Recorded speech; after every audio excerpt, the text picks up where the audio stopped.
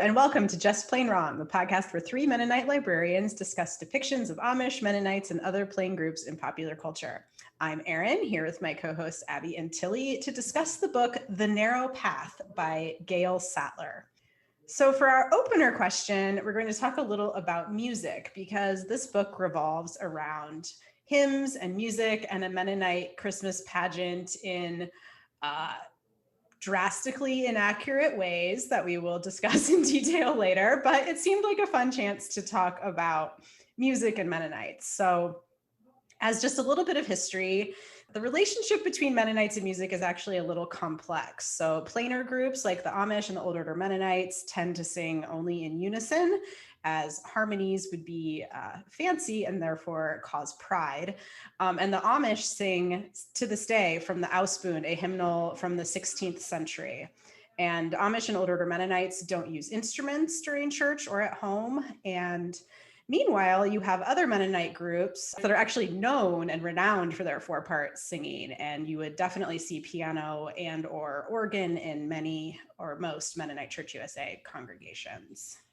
And even possibly, like, I would say a lot now would have kind of worship bands and that kind of thing as well. You would see some of that.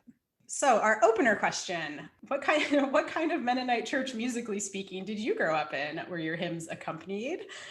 What hymnals did you have?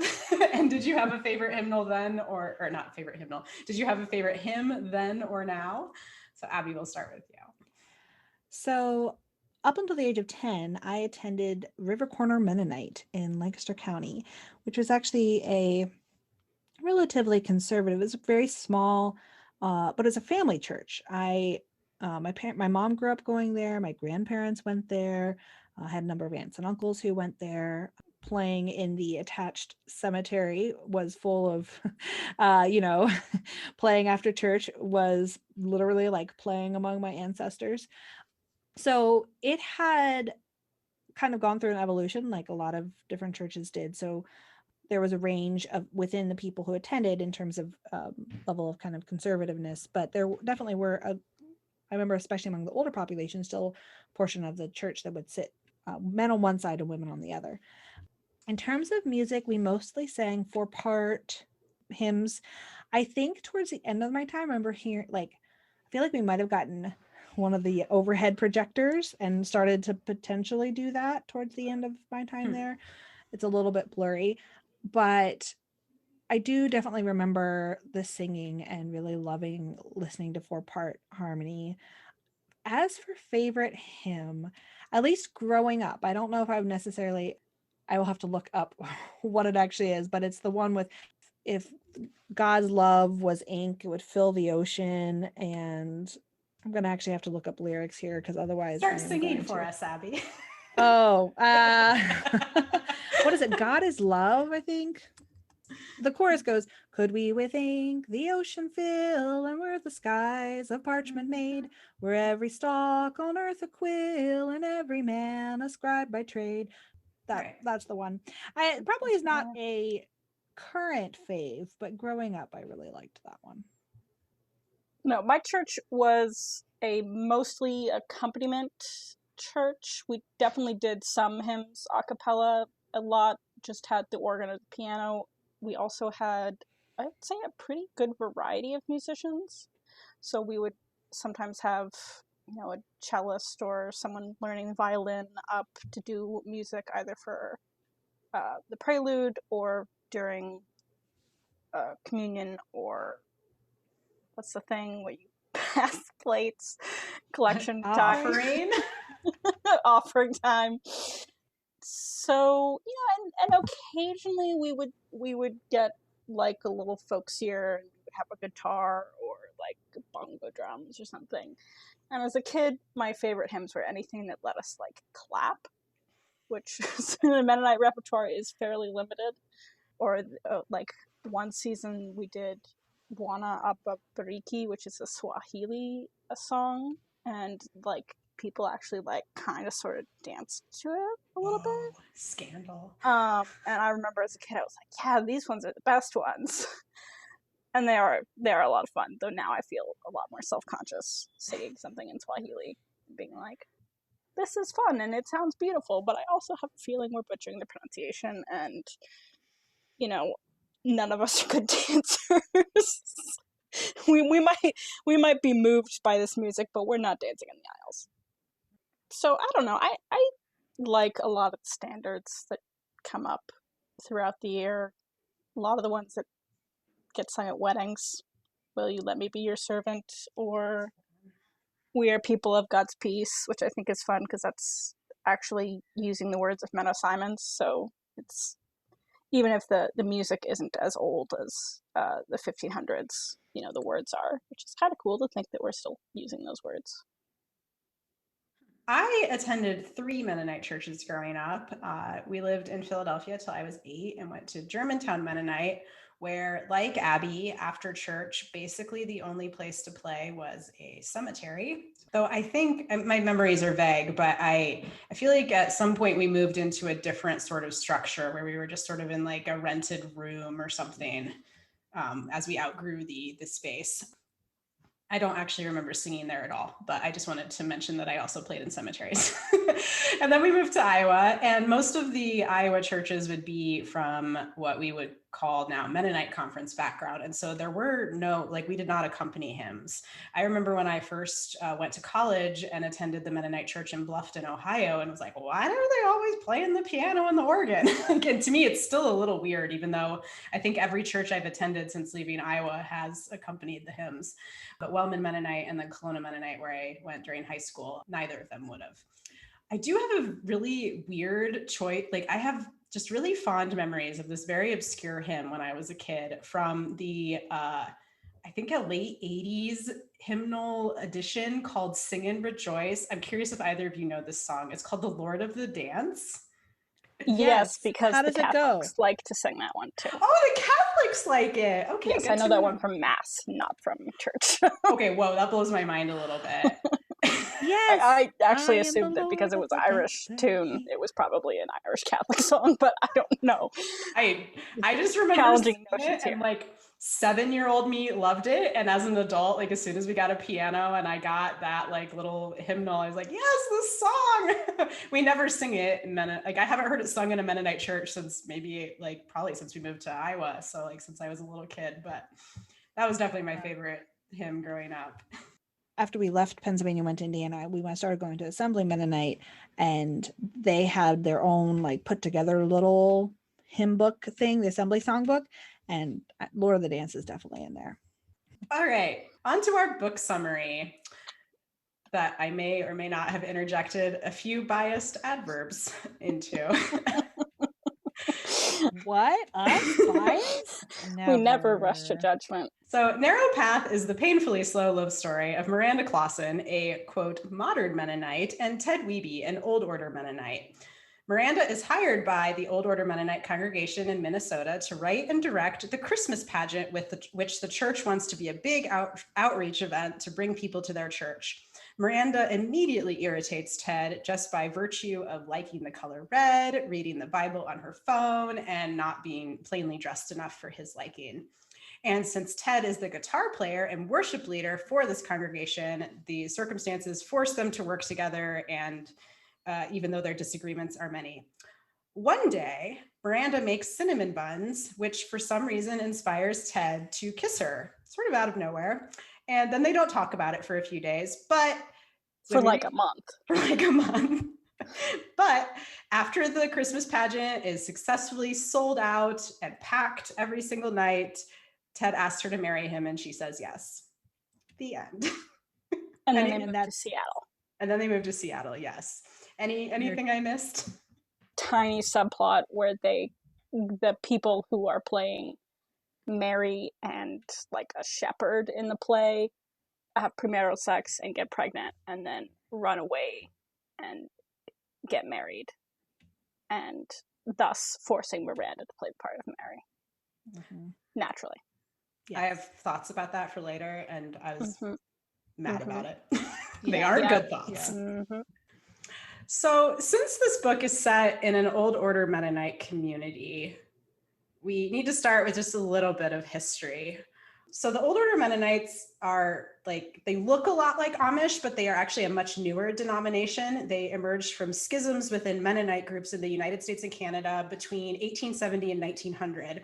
So a bunch of schisms that occurred around the same time, unrelated to each other, but then because they formed similar thought patterns and beliefs, they sort of coalesced into a denomination that they call the Old Order Mennonites, versus the Amish, which have been around since 1693 back in Europe. But despite being much newer, their rules are about as strict. Most of these groups drive horse and buggies, don't have electricity in the home, stop school at 8th grade, and dress very plainly, though there is a much wider variance between Old Order Mennonite groups than you would find between Amish groups. So, for example, some Old Order Mennonite groups do allow cars, usually black ones, and then they literally paint the bumper black, I believe, and are known as Black Bumper Mennonites. And some do allow electricity, but not all. So just in terms of this book, to state it really clearly, an Old Order Mennonite congregation would not allow music at all. There wouldn't be pianos at home. There wouldn't be pianos at church. They would not have a church that holds 400 people. They would not be planning an evangelism event. This Christmas pageant is meant to be a big evangelism event to bring people to the congregation. And they also would not have church members that are college educated. So I guess let's start by talking about that. Why did she choose Old Order Mennonites and then depict them so inaccurately? What do you think was going on here?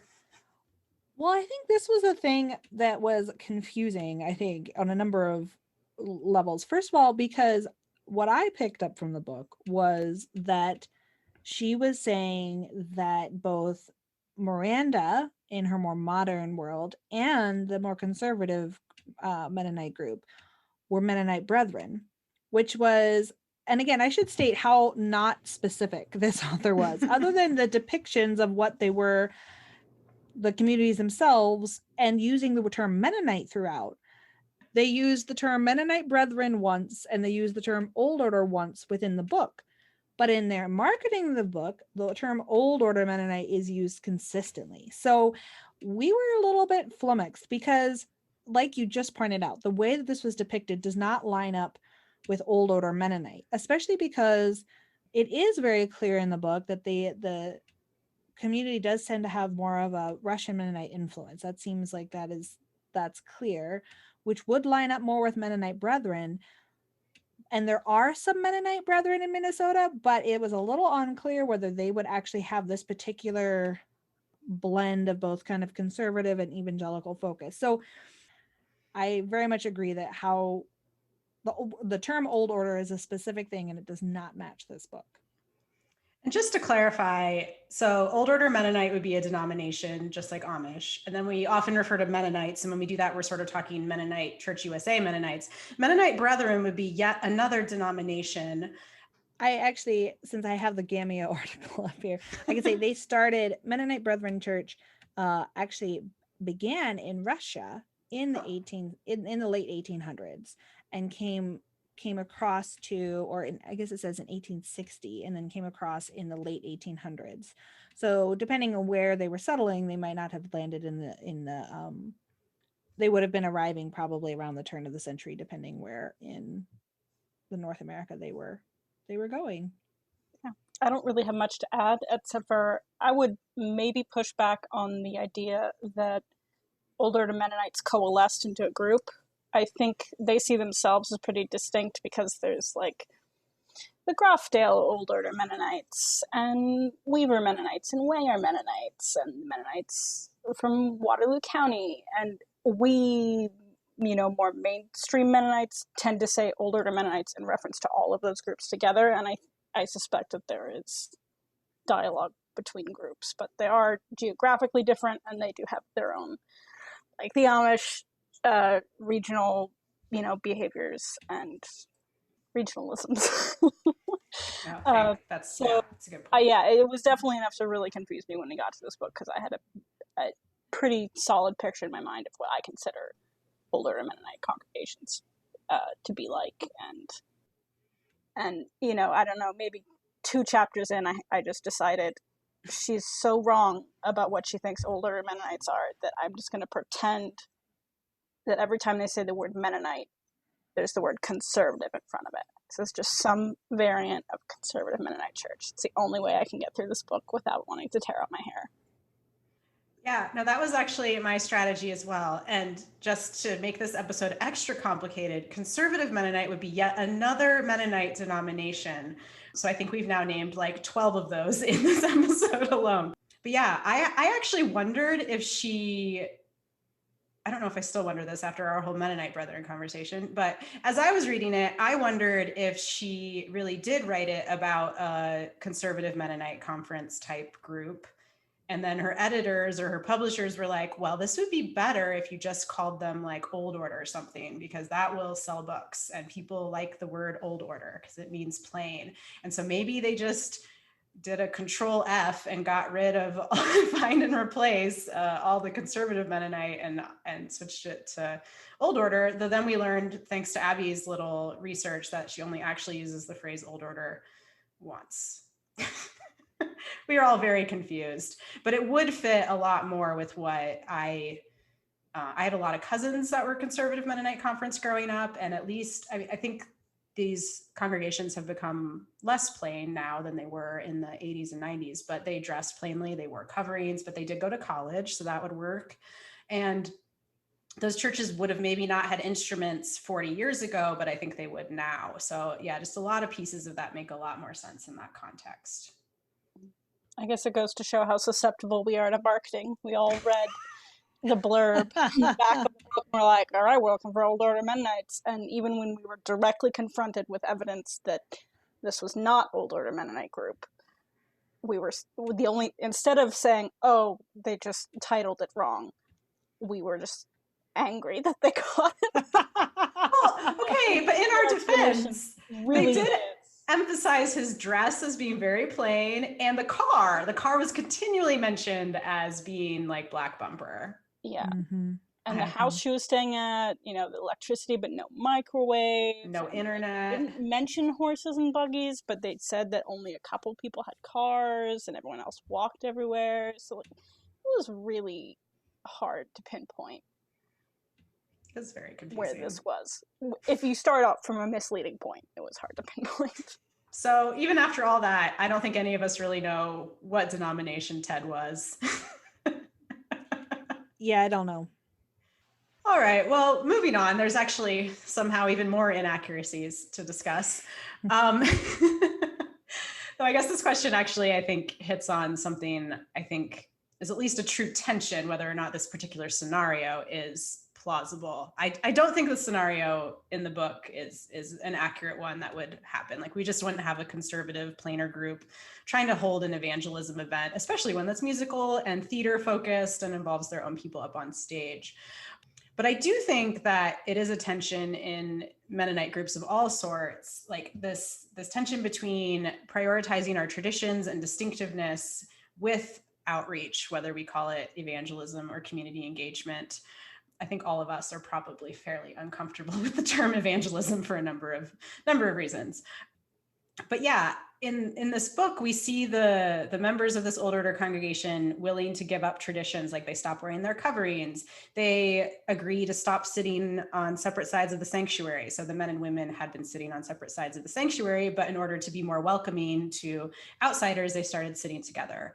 And they started acting and singing solos in front of the church in hopes of bringing more people in. So thoughts on that? I definitely agree that I think this is a tension. Exactly how likely the particular way it was described in this book, I'm less sure of. I think what I got the sense of, and from doing like a little bit of reading about the author, because it did seem clear that the author identifies as Mennonite Brethren, and that maybe in the context of that and her own congregation, this idea of putting aside parts of the more traditional or plain or more conservative things were done in maybe her own history or her own outlook, with the idea of prioritizing evangelism or mission.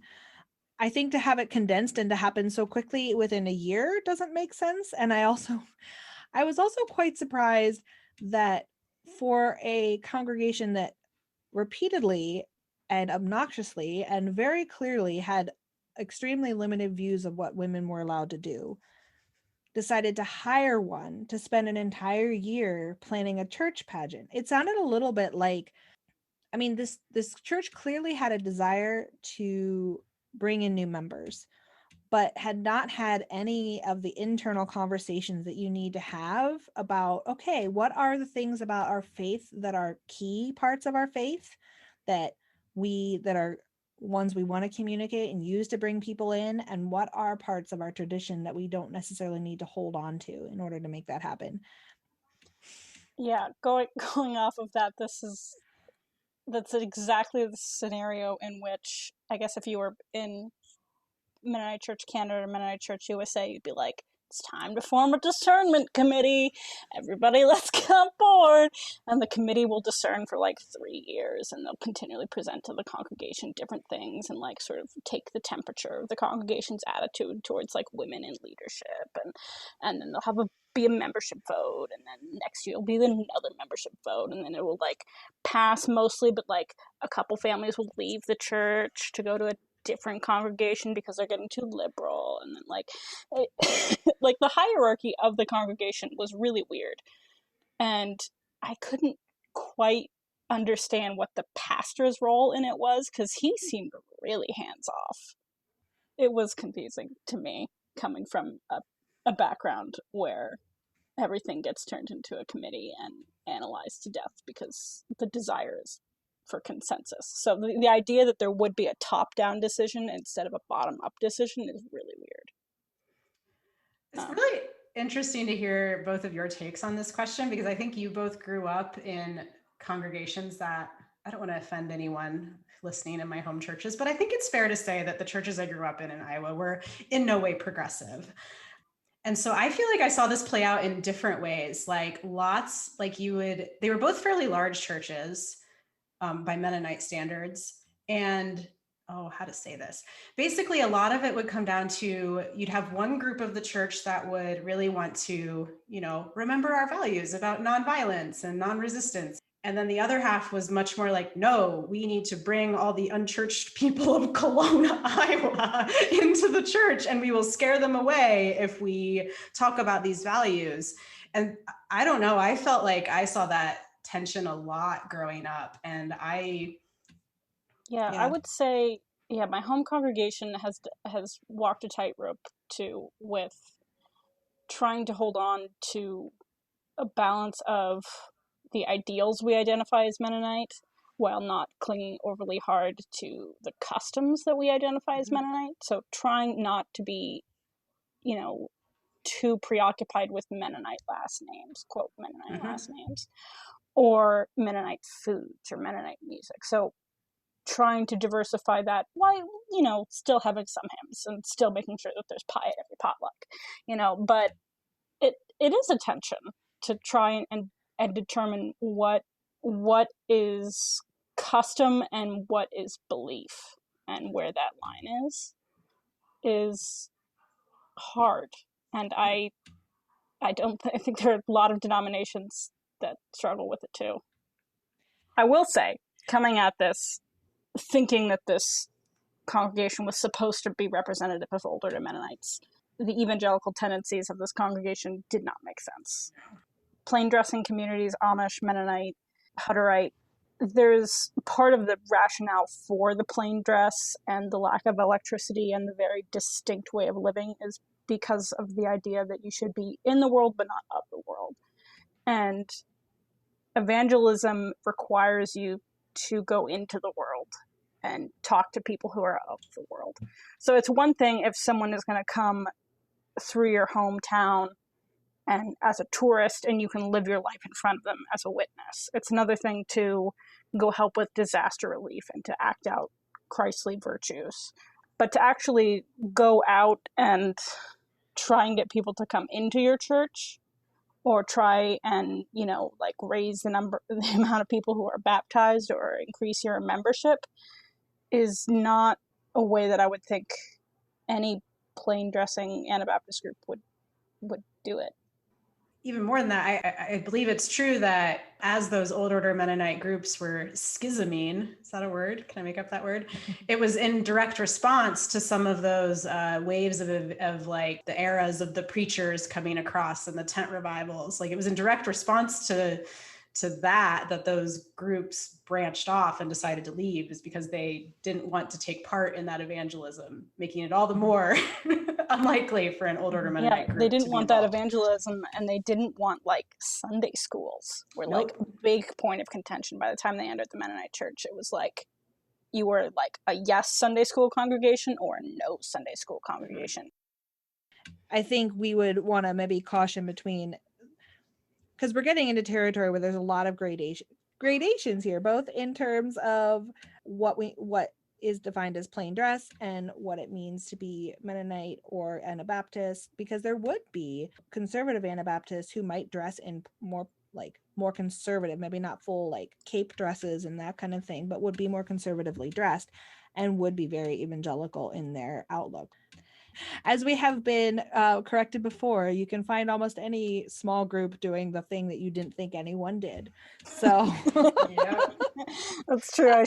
I shouldn't paint with so broad a brush. Yeah. So anything that this book, you do want to highlight as accurate. I can start by saying that, so Miranda, our modern Mennonite who shows up in heels and a red shirt, she just really likes the color red and bright things. I do know that feeling of like, again, a lot of my extended family growing up was like, of my grandma, of course, being growing up Amish and Mennonite, had a billion siblings, and she was the only one of her siblings who didn't wear a covering. So all of my second cousins at these extended family reunions were much plainer dressed than me. And I was also a tomboy, so I was often much differently dressed than all the other young women. And I felt that, like when she was talking about getting off the plane and experiencing walking into that group and realizing that all the other women were like in cape dresses. Yeah, I felt that one in my stomach. Haven't had too much experience with that. I did think that there was a little bit of truth to the premise that if anything could pull a congregation towards mainstream behavior, it would probably be music. Part of why I think that is because family lore holds that my Kramer great-grandfather took his family from the Amish church to a Mennonite church because he wanted a piano in his house. That was the last straw for him. He'd been considering leaving, and the bishop wouldn't allow pianos, and he was just like, you know what, it's time to be Mennonite. We're gonna get a piano. So there was a part of me that's like, yeah, that makes sense. It's time to let go of certain things if you can't have good music. the whole depiction of, so Miranda of course arrives in the middle of winter, and she's used to Seattle winters, so she is of course woefully unprepared for a Minnesota winter. And I'd say that I can see some accuracy there. Her depictions, winter in Seattle is a very different thing than Minnesota, so I can see some confusion there. I think one other thing that I could kind of, and this isn't necessarily my own experience, but I could kind of see some accuracy is in some of the ways how she portrayed some of the dynamics of what it was like to be a young person who, like, Ted is considered kind of older in the community because I think he's like, what, 26 or something like that, and unmarried. And there's kind of a lot of pressure in the sense that he's considered very eligible. And so there's kind of pressure on him in interesting ways in terms of, how he is invited into different families, and there's just a lot of like the community is kind of watching him, and I can kind of see that being like who he's clearly kind of considered like a favored son, a favored person, and the pressure that comes with that to get married and to fall in line with what they're expecting. So I thought that was well portrayed. I admit it stretched the bounds of my belief that this small town that could easily walk around, they had to drive an hour to get well-priced jeans for the women who decided they wanted to wear jeans under their dresses or instead of dresses. And they mentioned that there was no Walmart in the town. And then they said that they were going to evangelize. And I was like, who are you evangelizing to? If your town is not like within half an hour of a Walmart, like, how many people are in your area? the town sign she references that the population was so small that you could like, it looks like it gets changed regularly, like when people move away. Yeah. So I agree. And then they managed to sell out the 400-seat sanctuary 4 nights in a row. Well, we should specify they don't sell tickets to the pageant. They just reserve tickets to the pageant. Yes. Because they don't want people to have to pay.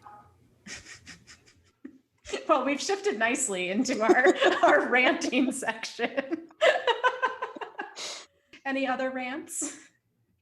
I was just gonna say the biggest one. I mean, there's a lot, and I'm sure you guys will cover it. But I think the thing that bothered me the most is, despite our extensive analysis, uncertainty, and conflicting viewpoints on what actual denomination this church was, the whole idea that either this congregation would literally hire another, like a person to come do this big thing for them without fully knowing or understanding what level, like what type of Mennonite church it was, or the level of conservativeness, or what kind of dress, or anything like that.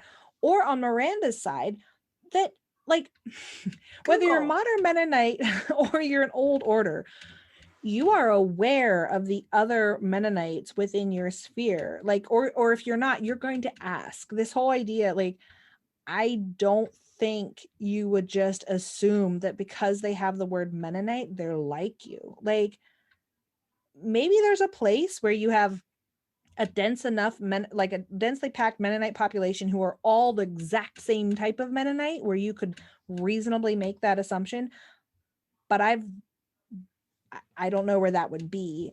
And again, kind of going back to, this also extremely bothered me. So this church clearly doesn't have women in leadership and clearly believes in male headship in almost every way, yet again decides to hire a woman to plan their biggest mission programmatic thing. Makes so little sense to me.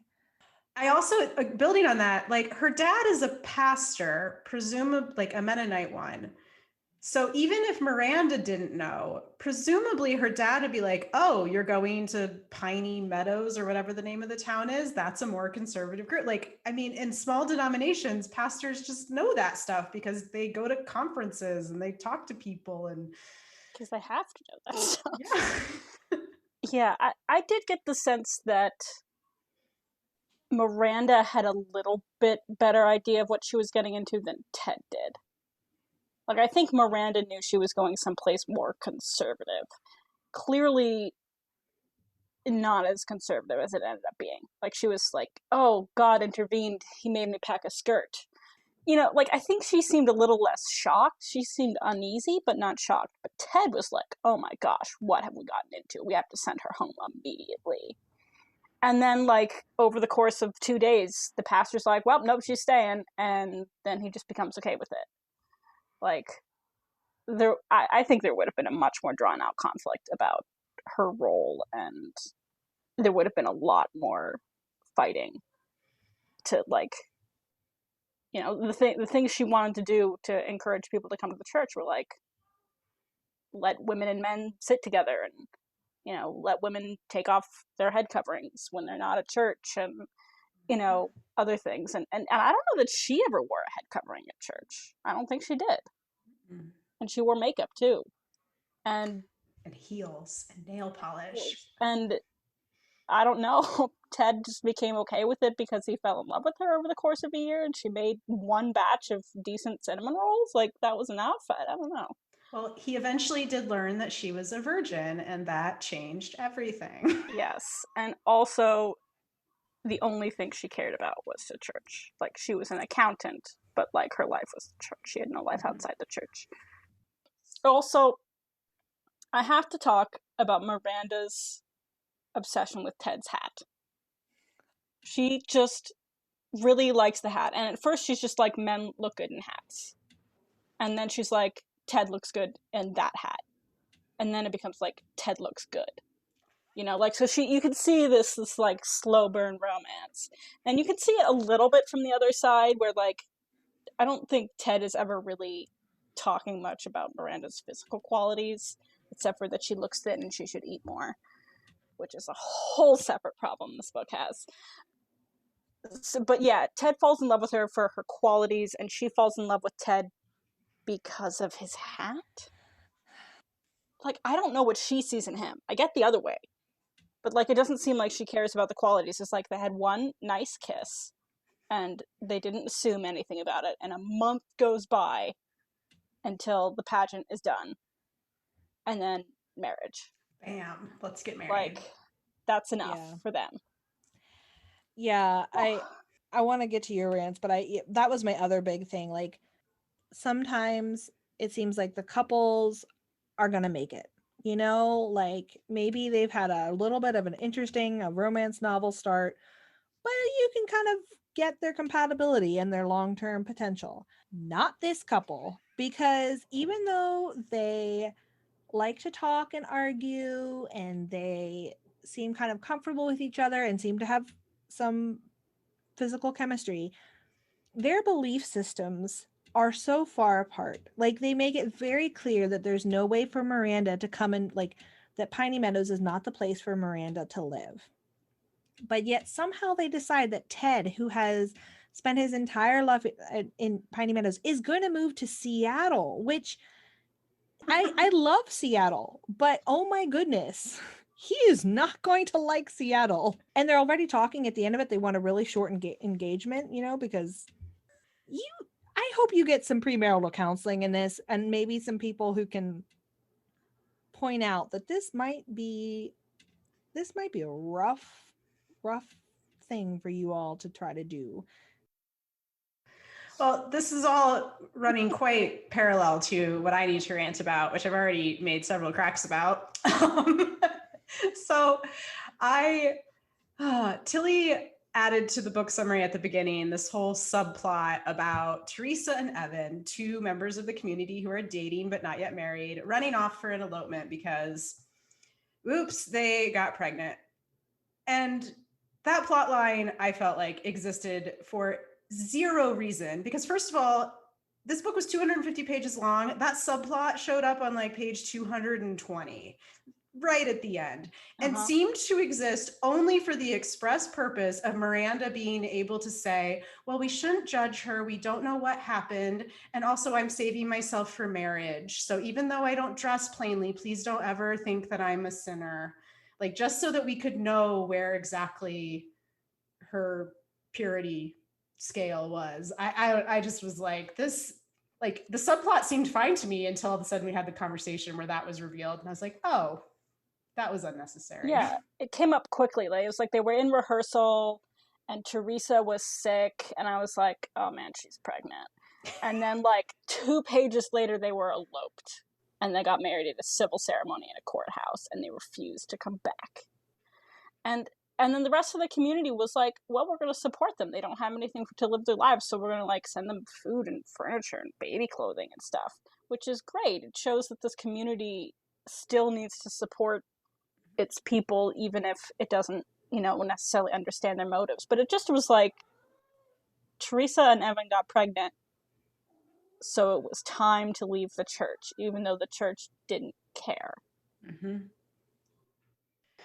We haven't even probably touched on the most egregious of the things in this book. We've been ranting for like 15 minutes. But there is a line, I don't even remember what the context was, but there's a line where Miranda is, I guess, explaining something about Seattle, and she says, those of us on the West Coast are less traditional because civilization is newer there. And get me with a spoon. Yes, Tilly sums it up well with gag me with a spoon. That's just an incorrect assumption. I guess a lot depends on how you define civilization, but civilization certainly did not begin with white people showing up to, you know, stake the land. So yeah, we found that line a little problematic. Yeah, really, anytime anyone makes a claim about what civilization is or is not, I just assume that they're horrible people. It's just like, yeah, so there are many quotes in this book that are odd. And one of the ones that I thought was the weirdest was Miranda's use of Star Trek as a metaphor for feeling out of sorts in a community. Like, here's what it is. Today, Ted blended in like everyone else, but yesterday, after presenting her thoughts, she had felt like an invading rival in a Star Trek movie. Ted had risen from the quiet void of nothingness, emerging like a Klingon bird of prey, decloaking with battle stations and cage, while all around him men cowered, knowing death was near. This is a church meeting that she's referencing. But instead of speaking Klingon, he said something in Low German. She would have understood Klingon better. And then she goes into like a side dream about like Klingons not showing mercy to enemies, and she can't remember if Klingons wear suspenders. And I was just like, this is the only hint that we have had of any pop culture in this book. Yeah. And it's Star Trek, which is just fascinating to me. Yeah, so maybe she's a secret nerd, you know, which I wish they had scattered through a little bit more here. Like, I think I would have sympathized with Miranda more if I knew she liked anything other than Jesus. And the color red. She doesn't take good care of herself because she's so preoccupied writing the music and directing the play because she loves Jesus. But in like the best ways. She doesn't gain weight because she's stressed. She gets extra skinny. That whole thing was just... Yeah, and Ted tries to weigh her. Yes. Like, we can just leave our characters' weights out of this. It doesn't even need to be a thing that we talk about. Or you can take her meals without commenting on her weight. Just, like, be like, let's make sure she's eating enough and taking care of herself. And then not, like, try to actually weigh her. Like, why would you marry him? Like, he tried, like... I understand he was trying to show care, but there's a lot of ways to do that other than, like, secretly weighing and then forcibly trying to, like, force feed this person. Anyways, yeah. And he's a jerk. Like, he throws away her stir fry when she tries to cook the stir fry. I know. I was just like, Miranda, do you know what you're getting into? Like, yeah, he looks good in a hat, but he like won't eat food that you spend long amounts of time cooking. Like, he literally won't even try it.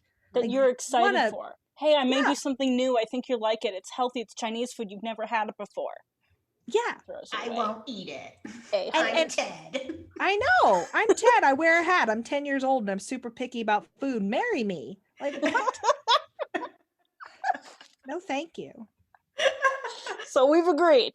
We don't like Ted. No. All right. We need to rate this book somehow. Let's go with 1 to 5 cell phone Bible apps, as this is one of Miranda's many things that she does that irritates Ted. Like, how could it possibly be okay to read the Bible on one's cell phone? So, Abby, let's start with your rating. I'm trying to figure out how gracious to be about this. This was not my favorite. I didn't really like the couple. I thought Miranda was okay, but she put up with way too much crap for someone who appears to want to live. And that's the thing. It's like, it's one thing if she herself wants a more traditional, like, she wants to have a man who makes decisions for her and wants to have that head of household life. And if she wants that, then more power to her. But it's clear that she doesn't. But yet, I was just so confused. So yeah, I was trying to figure out if I could figure out a reason to give it more than 1, but I can't. So it's getting a 1. Yeah. 1 cell phone Bible app from me. I think I'd give it 2 cell phone apps out of 5. I'm inclined to give it a little bit more lenience now that I've gotten my head away from the idea that this is supposed to be an Old Order Mennonite congregation. If I remove from that, then my problems with the accuracy sort of slide. That being said, it was readable, and I liked that they seemed like they could work together and they had common goals and they could make compromises. I think speaks well to their relationship. But I also was left feeling like both characters were two-dimensional because the only thing they had in their life was this Christmas program and was church. I'm way down there too. I got I think one star or one cell phone Bible app from me. For me, I feel like I could get past the inaccuracy if the book was also entertaining. But I did not find this book entertaining. I found it rather boring. And I believe I texted you both to tell you you could skip chapters like 4 through 15 if you so desired, because there was really nothing that happened during those chapters. Like at the end of the day, we read 250 pages about two people bickering while planning a worship service. And then they managed to get engaged at the end of it. No surprise tornadoes, no camel milking, just none of those entertaining things that could have bumped it up out of the, yeah. So yeah, I was just, inaccuracies aside, I just was not like that engaged in the story, and I really struggled to finish it. So you don't want to read the sequel then, is what you're saying. I do not. But if any of you read this and like it more than we did, there is a sequel called The Path to Piney Meadows, featuring a character that shows up in the final paragraphs of Narrow Path. Apparently his car breaks down, so he decides to go to the Christmas pageant. Sorry. And then he ends up living in Ted's house. Yes. Because Ted's moving to Seattle. But like stays? I guess we'd have to read it to find out. And I don't want to. I don't really either. All right. Well, thank you for listening to our thoughts and many rants on The Narrow Path by Gail Sattler. Please, if you've read it, let us know what you think, and maybe let us know what denomination you think she was trying to depict. You can reach us on Twitter, Facebook, and Instagram at plainwrongpod, or through email at plainwrongpod@gmail.com. We also always appreciate when people leave reviews and subscribe, as that is how other people learn that our podcast exists. So thanks for listening.